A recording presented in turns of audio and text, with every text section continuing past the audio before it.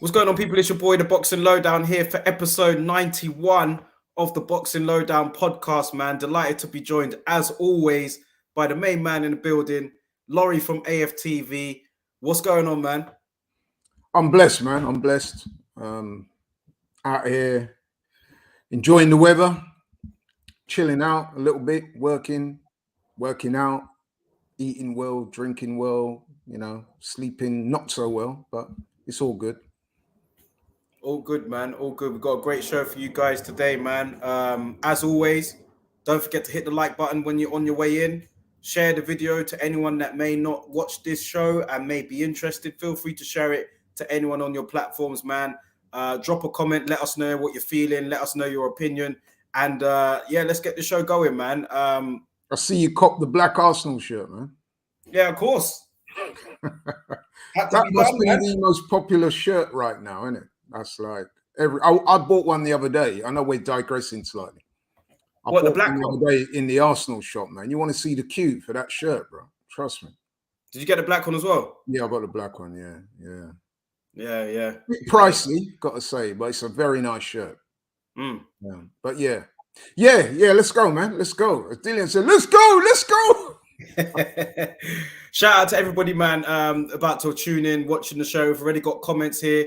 Big up to Ian Hamilton, my bro, in the building. He's put, okay, good evening to you all. Let's get this going. We got a lot to talk about. Let's get this started. Francisco is in the building as well. He's put, word up, brothers. Shout out to my man, Harvey. He messaged me privately today, said he's not able to join. He'll watch it a bit later when he finishes work. But big up to all of you guys, man, about to join. Leave your comments. Let us know your thoughts. And let's get this cracking, man. Let's start off with the weekend review, last weekend. Quite a few fights that went on. We had Danny Garcia against Jose Benavidez. Big up IB. We also saw Josh Kelly against Lucas Bastida. And we saw probably the fight of the weekend for sure, Chris Billam-Smith and Isaac Chamberlain. Big up Dwayne B. Said he's looking forward to this one. Now, out of those three fights, Laurie, which one do you want to touch on first? We'll let you drive on this out of these three. Which one did you want to touch on out of those three fights last weekend, man? A quick review of all three of them. The fight that you just alluded to there, potential fight of the year, which we called it on the show, didn't we? We said last week that this is going to be a great fight, very competitive fight, and so it turned out to be. The Chris Billam-Smith versus Isaac Chamberlain fight, man, that was a hell of a fight. I knew it would be competitive. I knew that they were well matched. I thought it might be a war of attrition, and so it proved. I did also predict, without blowing my own trumpet, that I thought Chris Billam-Smith would come out on top. So he did, on points. I think he deserved the decision. Shout out to Isaac, man. He put in a hell of an effort. Showed a lot of heart in there, which I knew he would do. Apparently, he broke his orbital eye socket in third or fourth round, I think it is, and he fought through. Sorry, let me stop you there. We got Big T in the house, man. Ben Whittaker at the weekend, man. And Big T is up here in the house. Shout out to Big T. Let's touch on that, man. Ben Whittaker's debut. Sorry to cut you there, Laurie. But Ben Whittaker's debut, Big T's here. What you got to say? I was going to say that although the Chris Billam-Smith and Isaac Chamberlain was probably the most competitive fight over the weekend, the guy that impressed me the most over this weekend was Ben Whittaker, man. You know what I mean? With that superb second round stoppage. Showed some real cute skills in there, man. Got the guy out of there. For a debut, you can't really ask for much more than that, innit? Out of everything. Bit of stardust sprinkled on top. So shout out to him, man. That was a great performance. Against a guy, let's face it, he came to fight. He did come to fight. A lot of times you see these guys in debuts and that, it's clear that the opponent either don't want to know or he's just come to survive. The opponent, you have to excuse me, I can't remember his name, but he came to throw down. He was trying in there, you know what I mean? It's just that he was totally outclassed. But yeah, I was impressed, man. And the finishing punch, some of the uppercuts as well, some of the footwork and the head movement was next level. So yeah, man, shout out to Ben Whittaker. Great debut. One that you can be proud of. I thought that counter right hook, I think it was a right hook, that counter shot was beautiful, man. It was a beautiful shot that took the guy out of there, man. The skill set, I'm really invested in the journey. I'm really looking forward to seeing, you know, how far Ben Whittaker can go, man, because the potential is right there. The talent is there. Craig O'Neill was the opponent. But everything was there, man. And I'm really looking forward to seeing how this journey goes. We really need to get Big T on the show, man, for real. I'm going to send him a private message after this and try and arrange something, man, because I'm sure that would get a lot of people wanted to see, you know, wanted to speak to his dad. So let's get him on there and see, you know, speak properly about it. I mean, I know it's only his debut and there's a long way to go. But we've already seen that he can fight. We saw that when he was an amateur. I mean, listen, man, you've got to be able to fight to get an Olympic silver medal. They don't give those away. And so we've been hearing about this kid from time. There's been a big build up to his pro debut. He's had the debut. He looked great. And he speaks well. He's got the look. I think everything's there as long as they get behind him in the right way. And the guy keeps his nose clean, which I'm sure he will, under the stewardship and guidance of his dad. I'm sure, man, sky's the limit. And it's a very competitive weight division as well. And I think he'll do well. I think he's bound to do well, man. He's just got to stay focused, which I'm sure he will. If they match him right, which sometimes can be an issue with young fighters, you've got to get the right balance. You don't want too many pushovers, but at the same time, you don't want to put him in with too many, you know what I mean, guys that are going to push him too hard too soon and wear him out too quick. So, yeah, man, I'm very invested in that journey. It'll be great to see how he gets on. Big T says here, this is just the start. No doubt about it, man. It really is just the start. Shout out to Big T, Ben Whittaker, man. DS has said here, extremely early days, but I like the look of Whittaker from his amateur days, for real. We'll get Big T on the show, man. I'm going to drop him a private message after this, try and arrange something. I think that would be really good for us as well. So, yeah, I'll hit up Big T after. But, yeah, sorry, going back to, I didn't mean to interrupt you there about the, you know, Isaac Chamberlain, Chris Billam-Smith fight. Yeah, like I said before, we said it on the show last week. We both agreed, didn't we, that it was bound to be a good fight, a competitive fight against two guys that were very well matched. And so it proved. I think on the night, Chris Billam-Smith definitely had the edge. Although Isaac did have his moments. It looked at one stage that Chris Billam-Smith was tiring and looking a bit sorry for himself. But as a lot of good fighters do, he sort of dug down deep. Shane McGuigan was very proactive in the corner, telling him the right things. And he got that second wind. And obviously with the crowd and everything else, he was able to push through. And I think he was a worthy winner in the end, without a doubt. But it was a great fight, though. And yeah, some of the notes Isaac will come again. I mean, yeah, he said he's going to come again. Some of the notes I made earlier on, I thought that Chris Billam-Smith looked a bit more composed than Isaac, you know, at the beginning. However, as the fight drew on, I noticed that, you know, before the commentator, I don't want to blow my own trumpet, but before the commentator started saying it, I was like, hold on, it looks like that Billam-Smith might be getting a bit tired here. And then Isaac Chamberlain could have, I thought, took a bit more advantage of that. However, we later on found out that he broke the orbital bone in his eye. What was it, from round 3? So for him to carry on the way how he did, man, you know, put up tremendous bravery and heart to last the distance. And listen, he lost the fight, no doubt about that, but it was a great effort. It was competitive throughout, and he'll be back, man. You know, like, we got to praise Chris Billam-Smith for the win. However, you know, with losers as well, man, you can lose with dignity, and that's exactly what Isaac Chamberlain did. You know, he had me at the end, and I'm sure loads of other people, you know, enough respect to both fighters. Yeah, I mean, listen, man, yes, he lost the fight, but like you said, he was a winner in another sense. In the fight was such an entertaining fight. People want to see Isaac Chamberlain back in the ring again. And the bravery that he showed, I mean, you know, let's be honest, there's been other fighters out there. I'm not going to care to name them. We all know they are. And they've had similar eye injuries and they've pulled out. And now, listen, I am not going to criticize those guys for pulling out. It's a personal choice. The fighters who preceded Isaac Chamberlain, who had that injury, they chose not to fight on, or they couldn't fight on. Isaac decided he was going to fight on. I don't know the severity. I mean, obviously, not every orbital bone fracture is the same. But listen, man, you've got to give Isaac a lot of credit. And I said before the fight that he did have a lot of heart, but the fact that the momentum was with Chris Billam-Smith in being the home fighter, the fact that he's had harder fights recently might help him. And I think it definitely did on the night. I think those factors did play a part in him getting the win. There's very little difference in skill sets between the two. In fact, I would still go as far as to say that I think Isaac has the greater skill set, but maybe Chris Billam-Smith is a little bit stronger and a bit more seasoned at this point in their careers, and that was probably the difference, along with the crowd and so forth. So yeah, good win, man. Good win for Chris Billam-Smith. Yeah, he moves on. Shout out Obes in the building. Big up Obes here. IB has said here, got a question. CBS and Okoli, what are we saying? Have you guys touched on the Okoli and Eddie Hearn situation, by the way? I don't know if we have, actually. I'm sure you're aware of the Okoli and Hearn situation. Lawrence Okoli put out quite a few posts on social media referencing Hearn as pretty much a slave owner, after it's pretty clear that Okoli wants to make the move to boxer.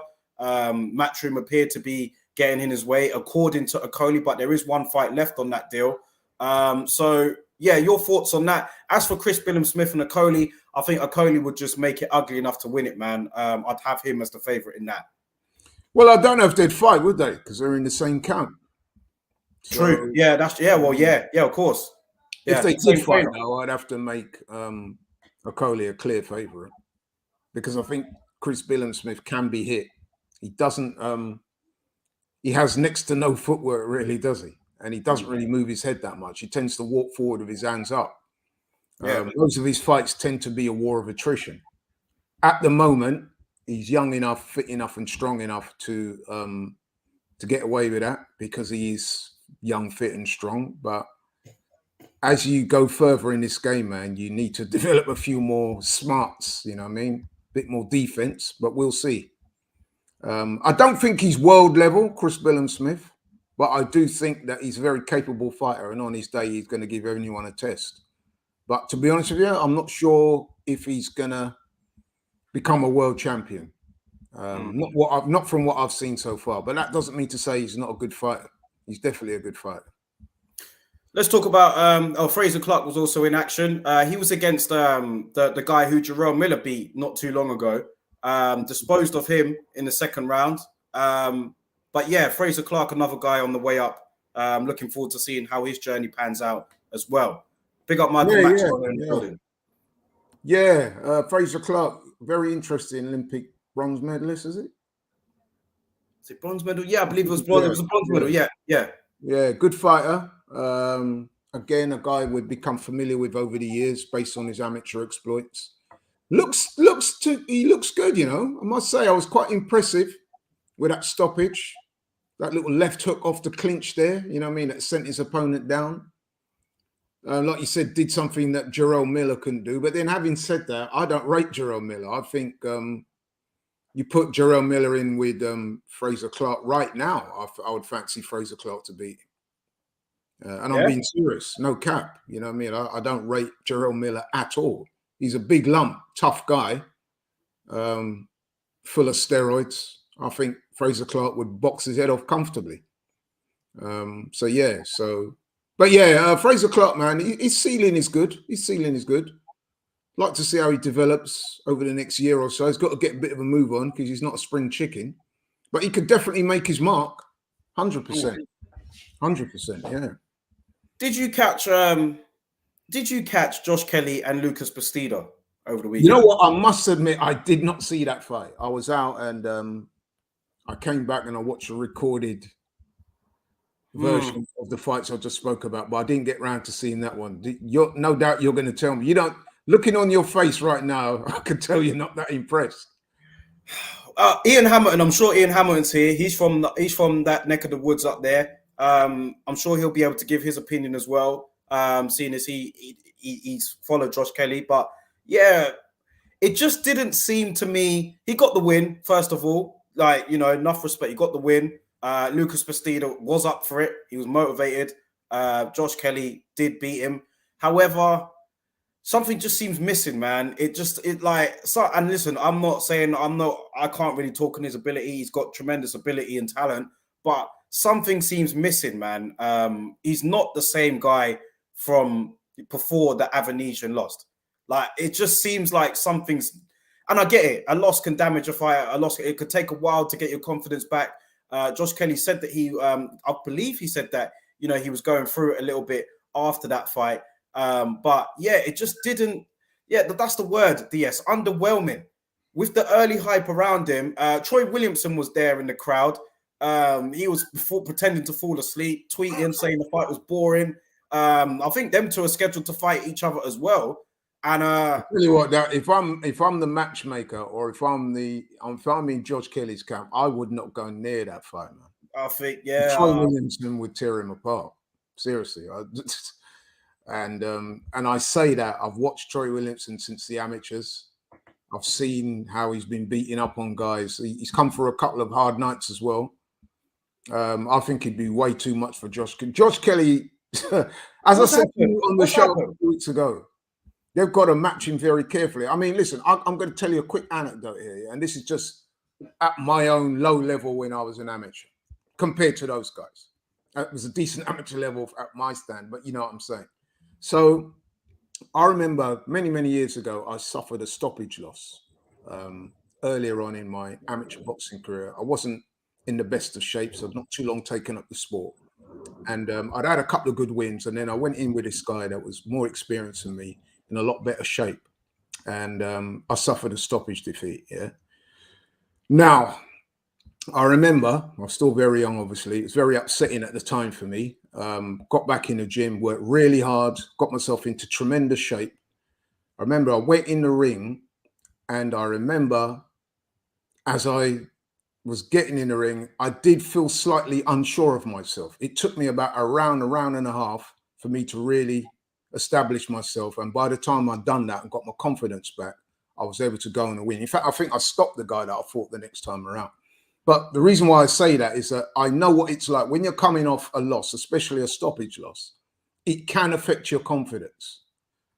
So I'm trying to find an outlet here, an excuse for Josh Kelly, and say, look, because he had that, let's face it, it was a very debilitating and very confident sapping loss to Avanesian, because some people even said that he chucked it in that fight. I'm not going to go that far, but that's what some people said. So for him to come back in his first fight back, the whole of the boxing public in this country watching him must have been quite difficult. And as you said, I saw the interview as well. He'd said he'd suffered some mental health issues. So I'm going to cut him a bit of slack. That being said, though, even a Josh Kelly, a rejuvenated Josh Kelly, is going to struggle with someone like Troy Williamson. Troy Williamson at the moment is a bit of an animal. He's very ambitious. He wants smoke with everybody. And I know Josh Kelly's been saying, yeah, I'll have that fight and everything, but no, I'm not so sure if he really means that, bro. And I'm not so sure that if you're his management team, you'd want to put him in there with a guy like that. He needs a couple of confidence boosters for him to get his confidence level fully back to what it was before you start thinking about guys like that. Well, like Obes is saying here, it's been ordered. So it has been ordered by the British Boxing Board of Control. But as Obes is saying here, Troy may retire Josh. What if Josh took this, though, and he won it? Everyone kind of doubting him. What a lift for that confidence would be. Are you saying that that's totally impossible? The guy does have talent. He does have talent, but I'm just being honest, bro. I can't see him doing anything with Troy Williamson right now. He's got nothing for Troy right now, bro. Trust me, nothing. That Troy Williamson looks like an animal right now. He looks really good, actually. Yeah. Troy Williamson. Yeah, he does. He didn't have the best performance last time out. He struggled a little bit, but he got through it. And he's proved that he's tough. He can take a punch. He can give a punch. And the mere fact that he's calling out Josh Kelly like that, doesn't that suggest to you something? That he knows what's going on behind the scenes with Josh Kelly and stuff like that. Fighters will typically, want to prey on other fighters' vulnerabilities. And I think the fact that he's so keen, I know that they're both from the Northeast, so it kind of makes sense. But if I'm being honest, man, if you're in Josh Kelly's camp, I think that would be career suicide for him to take on Troy Williamson. Because let's face it,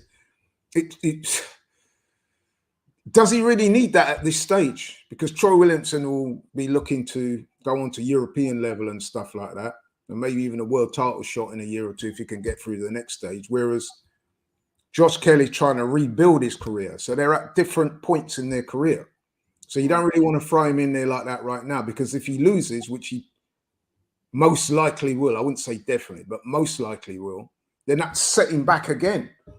And if he has a bad loss, if he gets stopped, it could be career ending, as one of your contributors just alluded to. So that is not a good fight for him, man. Maybe a good fight for the Troy Williamson and for the Northeast and for the public at large, but it's not a good fight for Josh Kelly. Josh Kelly, in my humble opinion.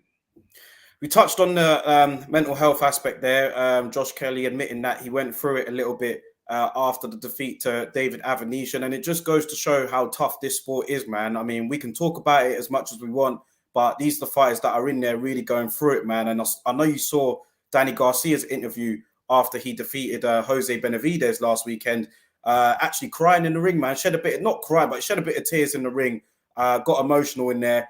And Danny Garcia, over the years, he struck me as a guy that's never really got emotional. He's always been the cool character, while his dad was the one that kind of like spat all the venom and, you know, talked all the smack. He was always the calm, collective one in the background and in the ring. You know what I mean? He's got a very composed style. Do you know what I mean? He's never too high, never too low, Danny Garcia is. I've always liked him. But after the win at the weekend, we saw his emotions come out a little bit, man. And mental health is a serious thing. I know we've heard fighters talk about it in the past, but yeah, it was quite something for me to see Danny Garcia, maybe because of, you know, the sort of career that he's had and, you know, all that he's achieved. It can still affect him at this age, 34.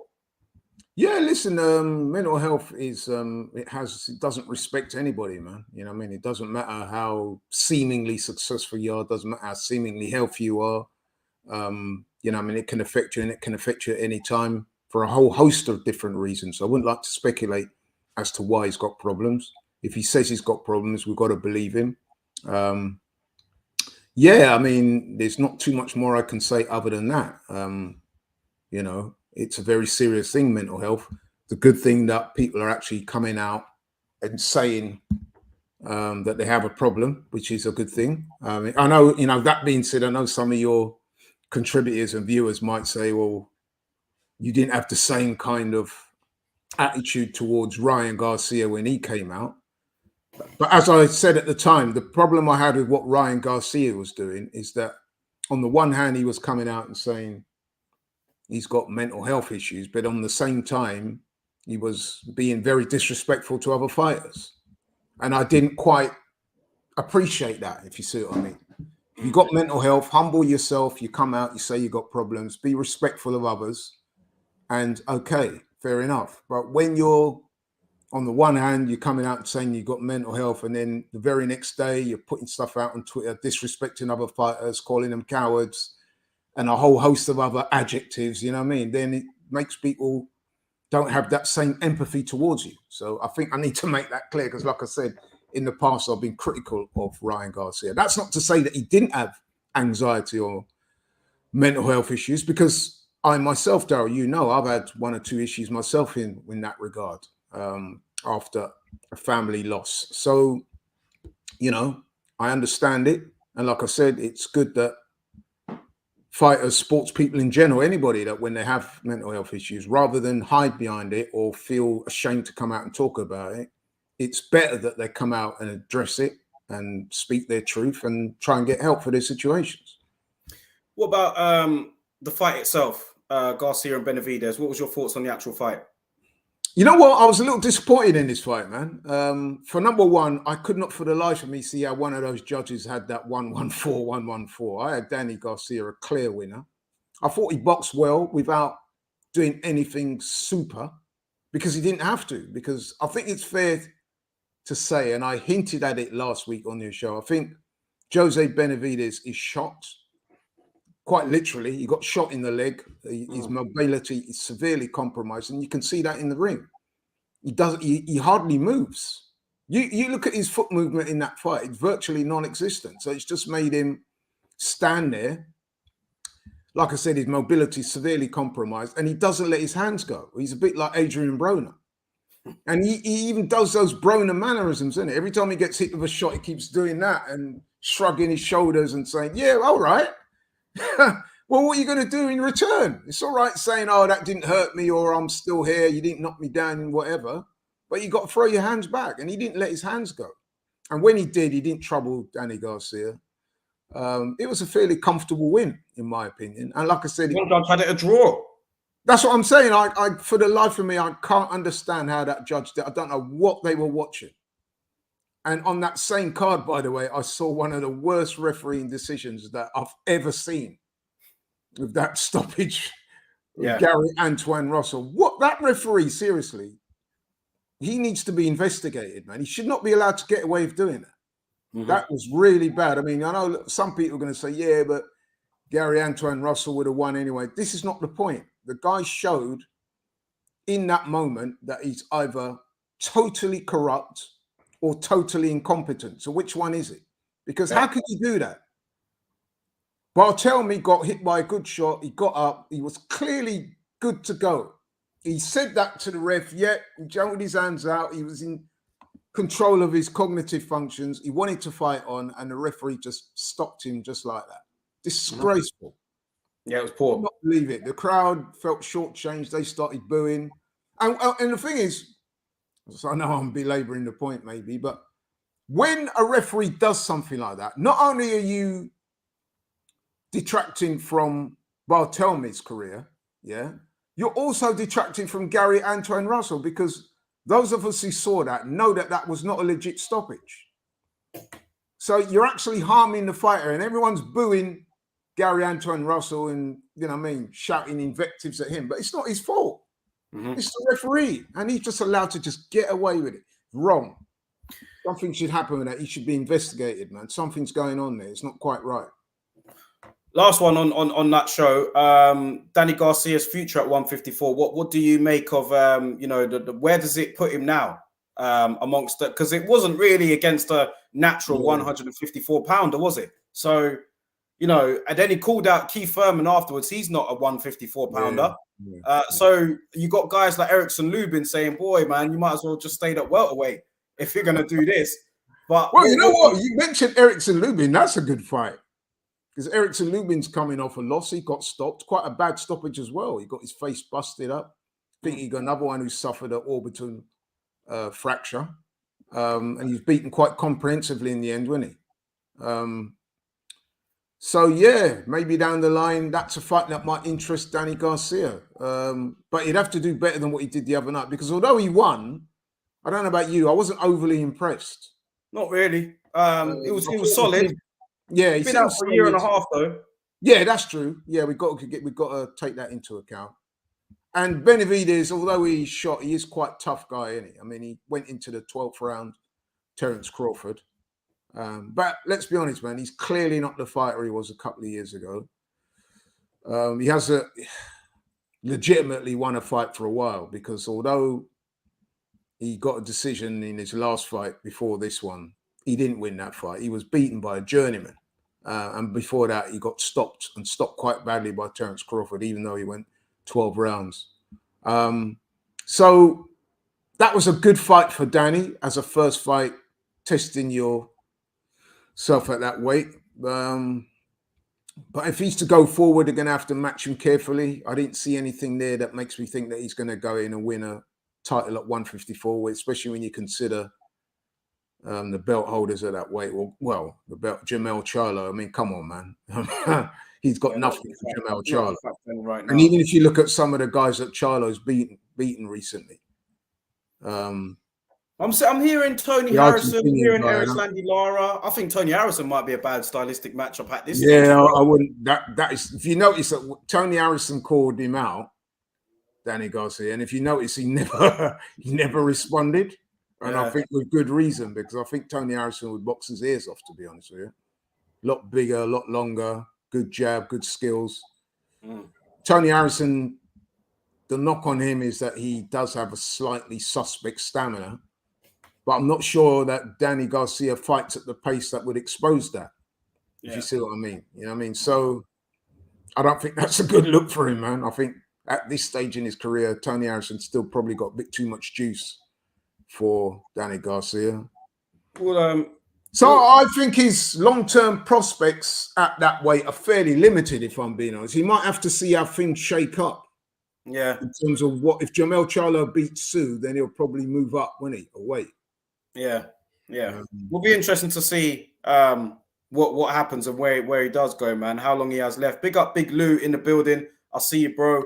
Obes are saying here, Danny will fight 147 guys at catch weights. Big Lou also says here, I can't see Garcia winning the title at 154. And Obes has said here, Lubin needs a year off after that punishing defeat to Sebastian Fundora. Yeah, I mean, Obes is right in a way. He does need some time out of the ring, but I'm pretty sure if they offered Lubin a fight against Garcia, that's a fight that he would take, and that's a fight that he'd be thinking he could win. And I think that is a winnable fight for Lubin, if I'm being honest. Again, bigger man, good boxing skills, and decent punching power. I think you would have to make Lubin a favorite in that fight, to be honest. Obviously, it would depend on if he's not too badly damaged from the fight against Fundora. But I'm not sure if Danny Garcia is going to want that fight. See, this is going to be the problem for Danny Garcia. Where does he go? Yeah. And he kind of alluded to it himself because he won the fight at 154 and then he started calling out welterweights. Yeah. I've not seen Keith Thurman indicate that he wants to go up to 154. So why would you want to fight Thurman for? Yeah. I mean, we'll see how it goes, man. I wanted to move on anyway. Speak about this topic that's been over there over the last day or two. Claressa Shields coming under fire for her tweet. We know that she's going to be fighting Savannah Marshall in a few weeks. Well, about 3-4 weeks, actually. September the 10th, I believe that fight will be. But she's come under fire. We spoke about it briefly off camera, but I thought we'd take it here to the show as well. This tweet here to Savannah Marshall, I'm not sure if you can see it now, but she said here, Marshall is a bitch. That's it. She's a bitch. She's a hater. She wishes she was me. She wishes she had the belts, the gold medals, and she don't. Marshall just wants to be me. She wishes she was black and everything. It's just sad. Now, Claressa Shields has come under fire here. You see Troy Williamson has commented underneath. And then I saw Anthony Fowler have a bit of a Twitter exchange with Claressa Shields, who later on went on to clarify that the tweet wasn't intended to be racist. She just said she was saying it sarcastically because apparently she said that she's got a big ass and whatever. I don't know. But for me, I'll let you talk about it in a second, Laurie. But for me, poor choice of words from Claressa Shields. I'm not saying, I don't think she's a racist at all, but I just don't like, it just didn't come out right. There was no need. And yeah, like it hasn't really been received very well either, as you can imagine. I don't think it doesn't really need this sort of spin on this fight. Everyone's just looking forward to the fight. Do you know what I mean? But yeah, Claressa Shields, not the first time she's come under fire for some tweets that she's posted in the past. So what's your thoughts on that tweet? Did you think it was overblown, or do you feel that it was poor choice of words from Claressa Shields? Where do you stand on it? I'm kind of with you, man. It's a poor choice of words. And it's interesting because I saw it come up on my Twitter feed. And I must admit, as soon as I saw that, you know that emoji that where you put your hand over your face like that? Yeah. That's exactly how I was feeling. I'm like, because I'm a fan of Claressa, as I've said to you on this show many times. But I'm thinking to myself, really? Like, sometimes with these people, you need to have a look at what you're about to tweet before you press that button, man. Because, you know what I mean? It was just one of them where you think, really? Don't go there, man. Like, it's just that choice of words is not going to do you any favors whatsoever. And I just thought to myself, that is the danger of people like Claressa Shields that just on Twitter 24/7. She's almost as prolific on Twitter as she is in the gym. You know what I mean? She's just one of those people just can't leave it alone. And this is what happens, you know what I mean, when you're constantly putting stuff out and just pressing that send button or clicking that blue button, man. You know what I mean? There's going to come times when you say things on there that even if you don't regret it, you should regret it because it just makes you look in very poor form. And I just thought, there's no need for that. I kind of see where she was coming from in a way. Now, this is my theory. So Savannah Marshall, in an interview that she gave us sometime last year or something was she made some reference to Clarissa Shields having a big bum. And Clarissa Shields herself has said on more than one occasion that she has a big bum. So it's probably true. I haven't cared to look too much, but you know. So Clarissa Shields is saying that, you know, black girls, you know what I mean, they have a kind of fuller figure like that. So I think what she's trying to project is the fact that Savannah Marshall has made comments about her bum or a booty, as Clarissa Shields likes to say, is that it's got to the stage where she wishes she had that big booty like her. But you know what I mean? It's just one of them where you think, don't go there. It's just like, you don't need to go down that road to promote the fight, man. You know what I mean? The fight is a big fight. Everyone's looking forward to it. Listen, man, I don't mind a bit of trash talk. In fact, I like a bit of trash talk if it's kind of in context and it's got to be a little bit classy. When you start introducing racial elements like this, it just, you know what I mean? It muddies the waters, man. It becomes murky and people start getting all irate and it just throws everybody off. It's just not a good look. And like you said, you were spot on. You articulated it perfectly. Poor choice of words. Yeah. Ian Hammond says here, let's imagine if Ali, Tyson and Naz had social media back in the day. I'd leave it there. Obes said here, that last bit was a response to what Marshall said, but it's horrible wording. Francisco says here, the bum looks good.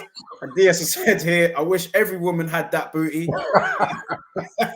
But yeah, I mean, yeah, like ultimately, yeah.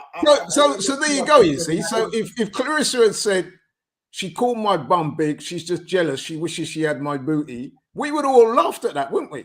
Yeah. You know what I mean? But then you made it into a race thing, and immediately, you know how sensitive these things are when it comes to race. Immediately, everyone's jumping and, oh, you're a racist, which I don't believe for 1 minute Clarissa Shields is racist. I don't. I've seen enough of her. I've seen enough of her circle of friends and people she moves with. Yeah. I've seen her comments on group of friends. Yeah. So I don't think for 1 minute she's racist. But the problem with a comment like that is that you're just attracting the wrong kind of attention to yourself. And the people who don't like her, they're just going to have a field day with this now. Oh, yeah, they've been having a field day, man. Not that, Carissa probably doesn't care, but you know what I mean? It's just not a good look. Yeah. Maybe someone take their phone away from her for a while, man. You know what I mean? Or maybe let somebody else run her Twitter account for a while. Because, you know what I mean? It's just not a good look. Well, I can't wait, man, for that fight, by the way. I can't wait. But just the last thing on that, like, I put a tweet out today saying, you know, this isn't an example of that because I won't pull it that far, but racial politics has always been a huge thing in boxing, man. Drawing the color lines. You go all the way back to Jack Johnson. Literally every fight that he had was it was really to do with race. Then you had infamous incidents back in the day. Bernard Hopkins saying he'd never lose to a white guy. You had Alan Minter saying he'd never let a black man take my title. You had Angel Garcia saying I've never known of a Pakistani that can fight. So these things happen in boxing a lot, man. I won't put that Shields tweet up there by any means, but this tends to happen a lot, particularly in America.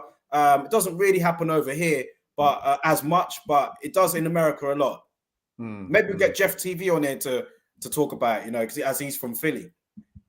You know what, though? Boxing is one of those sports that is a lot to do with pride and race, and that does come into it on a subliminal level, if you see what I mean. And let's be honest with you, people are going to support people who look like them, right? So Mexicans are going to get behind Mexican fighters. You know what I mean? Irish people are going to get behind Irish fighters. Travelers are going to get behind travelers fighters. Black people are going to get behind their own. You know what I mean? It's as simple as that. And there's nothing wrong with that, by the way. It's when it gets silly and gets out of control and it's taken in the wrong context. You know what I mean? Yeah. There's a difference between wanting somebody from your own race to do well. That's one thing. But then when you start making derogatory statements or making it overtly racial, you know what I mean? It's just wrong, really. You know what I mean? And it's not a good look for the sport or anyone involved doing that type of stuff. So I would have thought that Clarissa by now should be media savvy enough. She's been around long enough to know that she shouldn't have done that. Whether she'll publicly admit to it, she probably won't, knowing Clarissa Shields. But I'm sure privately she's probably thinking, maybe I shouldn't have gone down that road, because it just opens up that proverbial can of worms, doesn't it? Yeah, it does. It's called racist and all this stuff, and it's taken on a whole new context, which I'm pretty sure that she never meant when she made that initial comment about Savannah Marshall being jealous of her. Like I said, she could have easily have just worded it like, yeah, she keeps talking about my big ass. She's just jealous. She wish she had a bum like mine. That's you know what I mean, and left it there. People would have laughed at that. But then when you go down that racial avenue, you're opening up a different can of worms and introducing a whole new conversation that is not very pleasant. So totally agree with that, man. And shout out to everybody for the comments as well. Don't forget, guys, if you're in the chat and you haven't already, hit the like button, share the video, subscribe to the channel if you haven't already. Let's talk about Joe Joyce and Joyce-Parker that got confirmed today.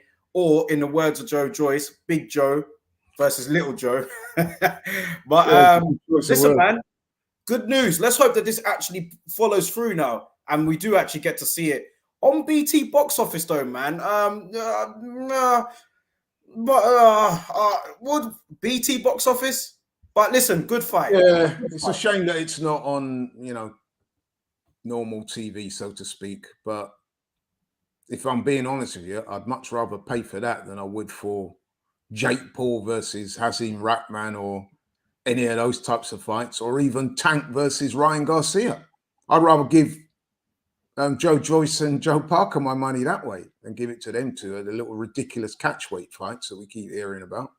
And fights, you know what I mean? So, you know what? I'm looking forward to this fight, man. It'll be a good fight. Very competitive fight. Both fighters are on a roll. Joe Joyce, obviously unbeaten, looking good, getting rid of everyone.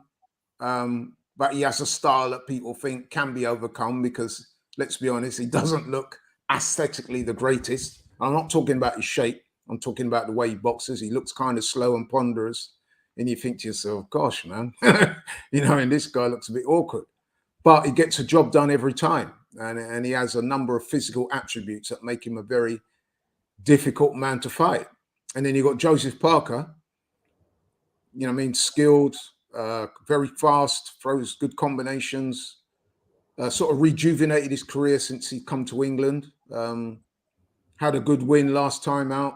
He's had a couple of good wins. So the fight makes sense on a number of levels. And I do think it will be a competitive fight, but I am very much of the opinion that as the fight goes on, Joe Joyce will begin to establish himself, and I think he will go on and beat Joyce-Parker, maybe even be the first one to stop him. I don't know. But I do think Joe Joyce will win. That fight to me is a pick'em. That fight is a really? pick'em. Wow. Yeah, I think it is, because it depends. If the Parker that showed up, I know they're different opponents, and Joe Joyce would have walked through Chisora, but I think under Andy Lee, like you pointed out earlier, I think that he's showing a bit of rejuvenation there. Andy Lee is a good trainer. I give him a lot of credit for I like him as a pundit. I liked him as a fighter, and I think he's doing well as a trainer with Joyce-Parker. The tools are there. He's got terrific hand speed, like you said. He's always in good shape, Joyce-Parker. And I feel that I know you can't really base it on the last fight, but Joe Joyce is hittable and Parker is quick. So I can see Parker getting off to a good start. I think that the mid to late rounds are going to be the danger zone. But I think that Parker could tee off at times, man, because Joe Joyce, I've seen Christian Hammer threw a looping, slow right hand, and it caught him nearly every time. If Joe Parker is on his game, he could land at will. I'm not saying that he won't be catching anything back in return, but I think that those early rounds are going to be important for Joe Parker. And he may get run over towards the end. He could do. But I feel you know what? You're right. I feel it's a pick'em. You're right in a lot of what you say, but didn't we say similar things when Joseph Joyce fought Daniel Dubois? But Remember? Parker's quick. Parker's got experience. He's a former world champion, and he's got quicker hands. He's been in there with the top guys already, so he's got a lot more experience behind him. As I said, former world champion, and he's got quicker hands than Daniel Dubois, who was really just looking at the knockout. Really, I think Parker will box to a decision. They'll come up with a game plan, and I think Yeah, I'm sure they will. I'm sure they will. I don't And you're think right. Joe He Joyce does can have. just go in there. I don't think he could just go in there and just take licks on that chin and just think, yeah, I'll walk through him eventually. It's not going to work every time. Yeah, he'll definitely have to tighten up on the defense, which I'm sure he will. Listen, I thought that the Christian Hammer fight, let's be honest, man, that was a walk in the park for Joseph Joyce. And he does have that kind of slightly blasé demeanor, doesn't he?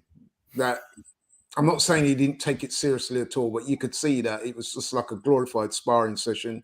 Yeah. He virtually got the guy out of there when he wanted to. He didn't, there was no fear there. There was nothing to really, you know what I mean, to make him think that he was in a real fight. And I think it showed on the night. I think when you saw him against Daniel Dubois, where there would have been some apprehension in terms of the punching power, because we know that Dubois is seriously heavily handed.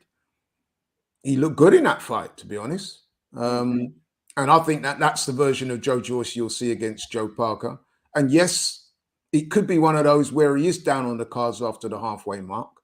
But listen, man, I've got a lot of belief in the Juggernaut. They don't call him the Juggernaut for no reason. It's one of the most appropriate nicknames in the sport. And I think that once that Juggernaut, the engine kicks into gear, man, I think it will be one-way traffic down the stretch. And Yeah. Joyce-Parker does tire. We've seen that in fights. We saw that against Joshua. We saw that against Dillian. He didn't finish the best. And I just think that Joe Joyce will be motivated. That'll be by far his biggest test to date, even more so than the Daniel Dubois fight. And I don't think he'll slip up, bro. And I think he will finish the fight strong. And I could see him putting a bit of a beating on Joyce-Parker down the stretch, whether he gets him out of there, because to be fair to Joyce-Parker, he does have a good chin as well. So I'm not necessarily predicting the stoppage, but it wouldn't surprise me if Joe Joyce stopped him. So yeah, I'm definitely going for Joe Joyce in that fight. But it'd be very interesting because, like you said, with Joyce-Parker's hand speed and foot speed, he's got good foot speed as well, and his skill set, I can see him causing Joe Joyce problems early out. It's a very good fight, man. In a way, I'm kind of surprised that Joyce-Parker took that fight, if I'm being honest, because they were supposed to have fought before. It didn't happen. Maybe Joyce-Parker's hand's been forced because he realized he's not going to get a title shot anytime soon, because obviously you got Usyk and Joshua. I don't know if there's a rematch clause in case Usyk loses. I'm not sure. But then I would imagine that whoever wins that fight, Tyson Fury, is looming large. So maybe Joyce-Parker's figuring, I'm not going to get a title shot anytime soon. This is a big fight, a lot of money, pay-per-view. Might as well take it. Yep. Well, that fight will be on September the 24th, I believe. So yeah, about 5-6 weeks away. Looking forward to that for sure.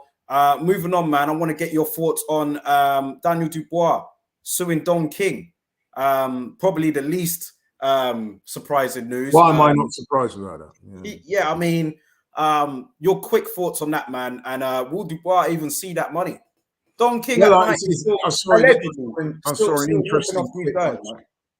saw an interesting quip on Twitter the other day where it said that Don King has been sued by 6 generations of fighters.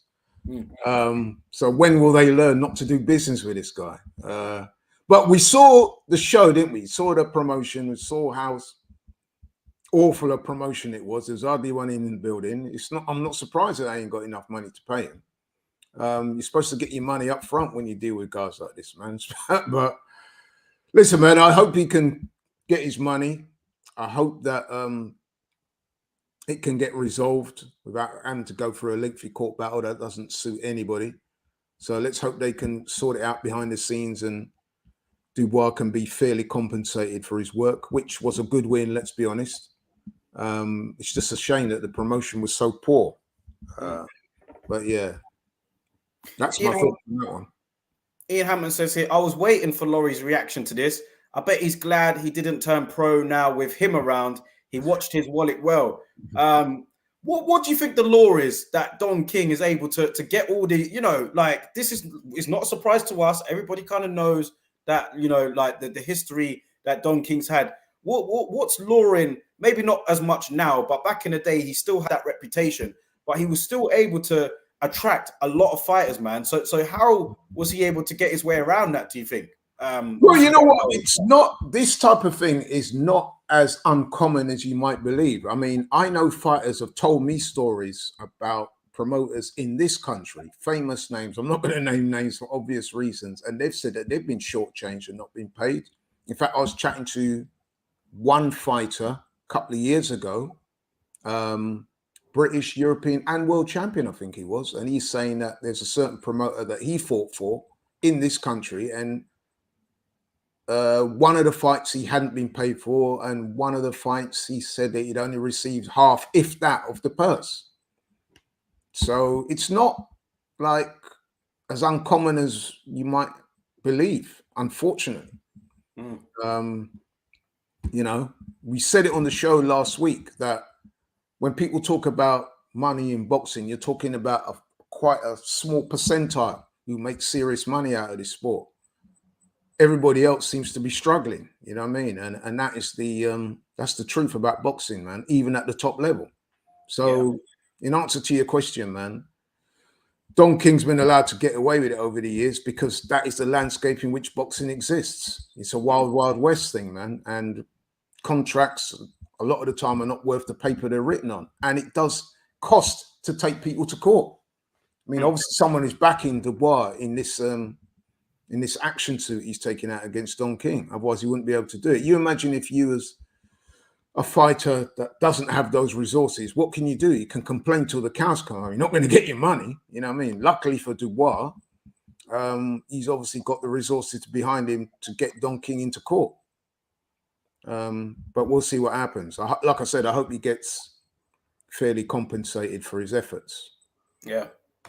Just a sour moment, really, to ruin, what was a big night for him, man. The show weren't great, but Dubois was poor. The show was poor, but Dubois, he did his thing. Yeah. So, big up to him, and hopefully for him, he'll be able to get, what he's owed. But last one of the show, man. We'll touch on this weekend. We got some fights happening over the weekend, and a big one for Michael McKinson, who'll be taking on Virgil Ortiz. Big fight for him.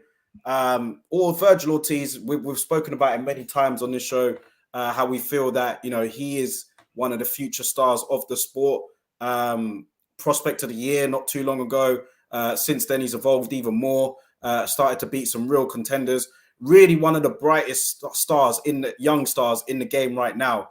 Michael McKinson, bit of an unknown quantity, maybe to many outside of the UK, maybe even in the UK. But listen, the guy has got good skills. He upset Chris Congo. I think Chris Congo was the favorite going into that. Really elevated himself and put him on the platform after that win. Now he's really like jumping up a couple of levels here, going against somebody like Virgil Ortiz in Texas. This is really like trying to climb Mount Everest, man. It is going to be a tall order for Michael McKinson, but he's confident and he believes in himself. Yeah, that's one thing about McKinson. He does not lack for confidence. He doesn't lack for heart or bravery either. And that's shown by the fact that he's taken this fight. He's described this as his world title fight, which really it is. But it's also a very, very arduous task in hostile territory. The only thing that might go in his favor is if the fight, which is supposed to be at 147, is it? We know that Virgil Ortiz has struggled with that weight in the past. In fact, he had to cancel the last fight because he was hospitalized, wasn't he? Yeah. And they were saying the reason why he was hospitalized was because he tried to crash the weight and it went wrong, and he developed some illness that was potentially very serious, life-threatening even. So it's going to be interesting to see at what weight he comes in at. That being said, man, Virgil Ortiz, as you said, Daryl, is one of the most exciting prospects in the welterweight division. Some would argue in boxing. And I think it's fair to say, and this is no disrespect to Michael McKinson, that their skills level and power is at different, different levels. So I really can't see anything other than a resounding win for Virgil Ortiz. I'm hoping that McKinson does well. In fact, listen, he's a British fighter. I hope he wins. But I have to say, I can't see it.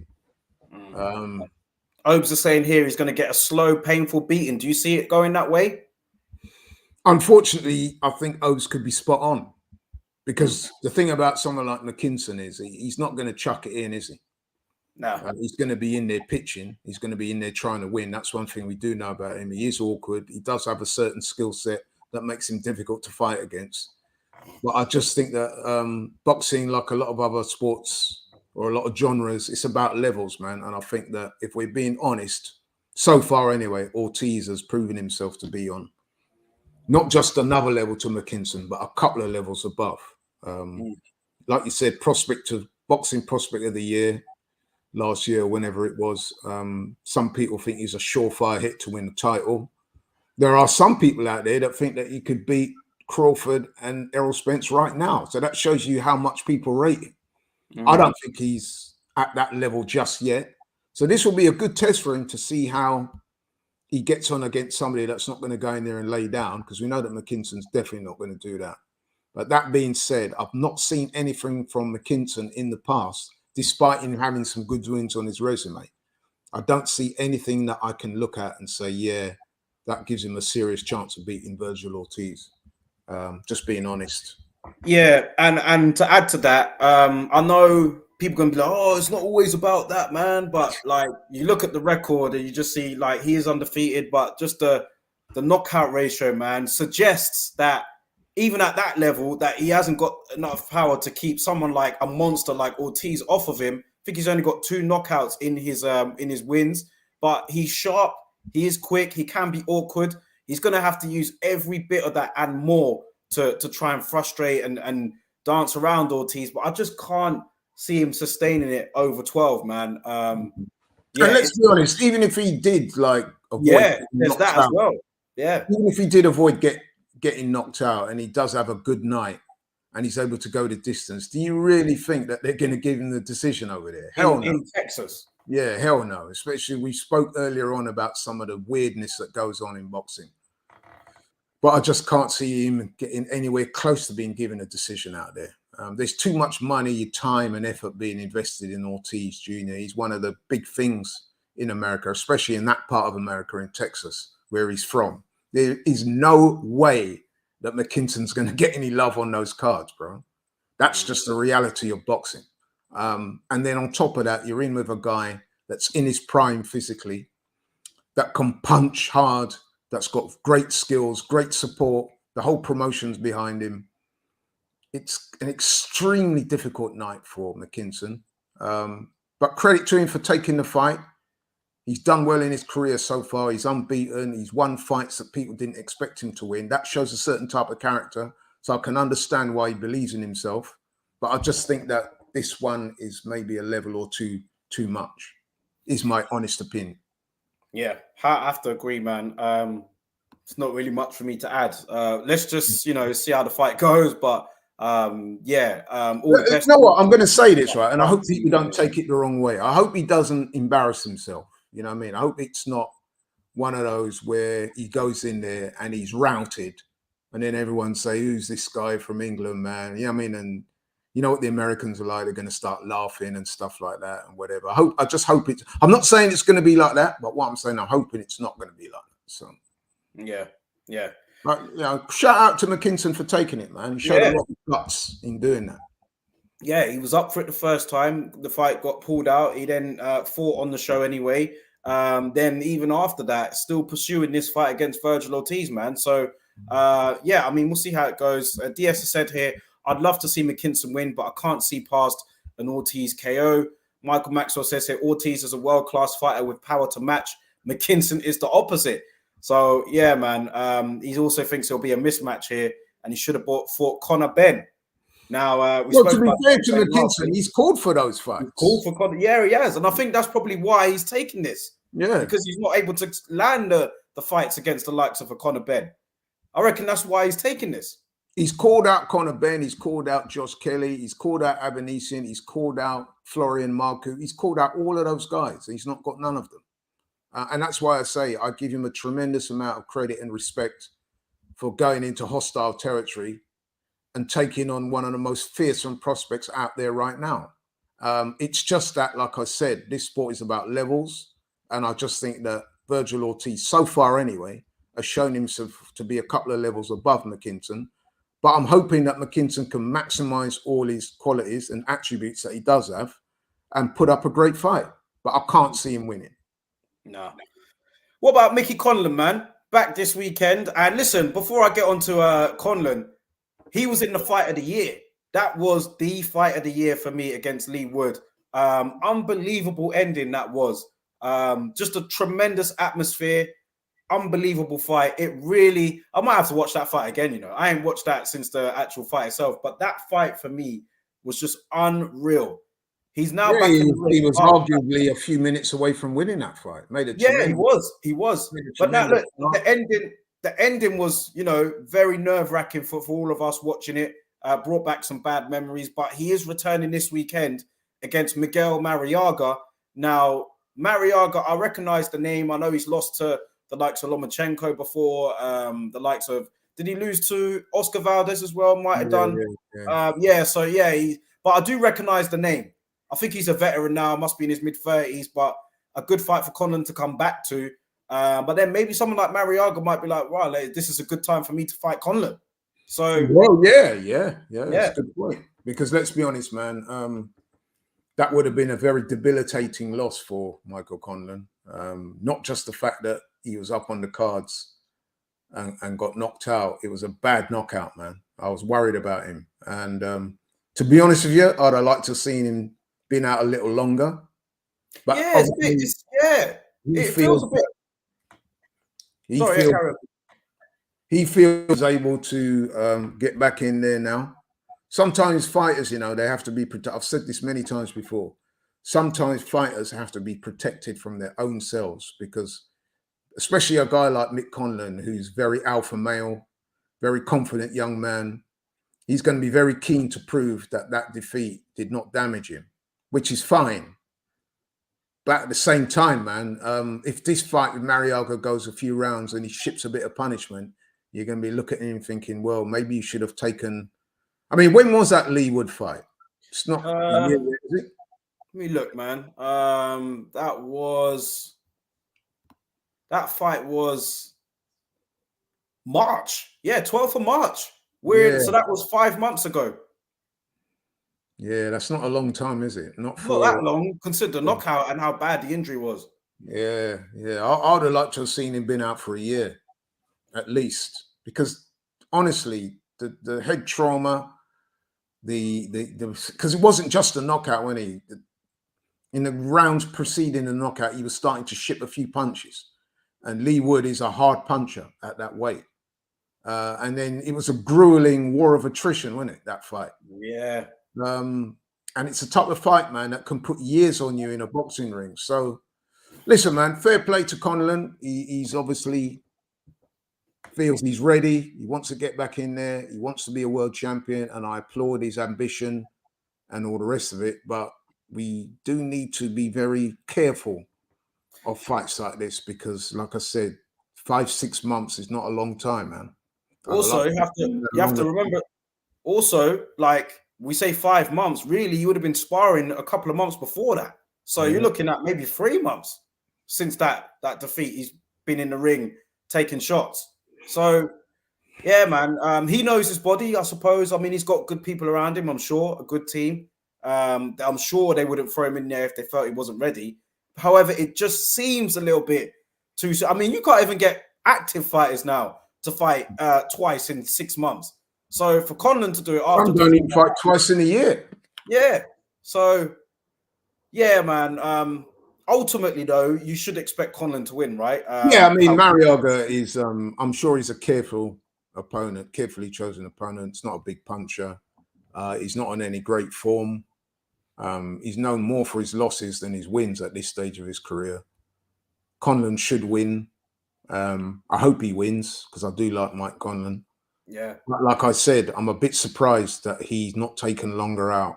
And my worry for him is if he doesn't get Mariaga out of there early and Mariaga gains a bit of confidence, he does have enough ability that he could make things a little difficult for Conlan. And the last thing you want for Mick Conlan is for him to be in another hard fight.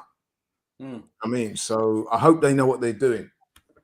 Well, we're expecting Conlan to win this, and should he win it, he's in a very good division. Do you know what I mean? Would you favour him having the rematch at featherweight with Lee Wood, or like what down the line? Not straight away, but would you favour that rematch? There are other big fights out there for him, but yeah, well, I mean, it was such a grueling fight, man. I mean, I feel like it was in March, but it was so grueling. Like it seems like we need a break from that, man. We don't really want to see. I don't want to see that fight straight away because they put so much on the line for that. Yeah, it's a hard fight for both of them, but obviously a lot more for Conlan because he was knocked out, and like I said, it was a bad knockout. You were actually worried for him. He got knocked out in the ring, didn't he? Yeah, and you were worried about him, man. Genuinely worried. So for him to even be back in the ring 5-6 months shows great fortitude on his part. Shows how fit of a young man he is. But also, you know what I mean, there is that tiny little bit in the back of your head where you're thinking, listen, man, you've got to watch this guy carefully because he could be damaged goods. You know what I mean? That's just the way boxing is, bro. I've seen it before. Many fighters, they have a bad night like that, and for whatever reason, they're just never the same again. So I'll be watching this fight with interest. I'll be hoping he wins. And to be honest with you, I'd like to see him get Mariaga out of there because the last thing we want to see is him back in the ring in a hard, grueling fight. Yeah. So, yeah, but it'll be interesting. But like I said, I'm going to insist and say that I'm surprised to see him back in the ring so soon after that last fight. Yeah.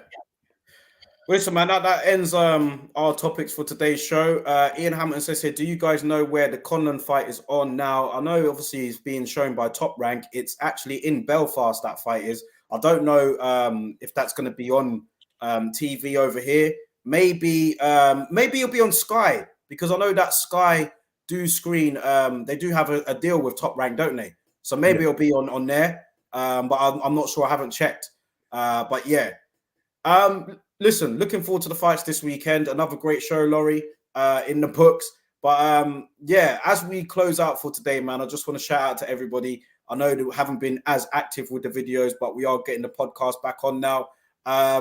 Some good fights to look forward to, and another cracking show in the books, man. So I'll let you close it out, Laurie. But once again, to everybody here, thank you for watching the video. Like the video, share the video, subscribe to the channel if you haven't already. Couldn't have put it better myself, man. Subscribe to the channel, keep watching, keep supporting. Watch the boxing this weekend. It's going to be some great action, I'm sure. And see everybody next week. Big up, everybody, man. Peace out.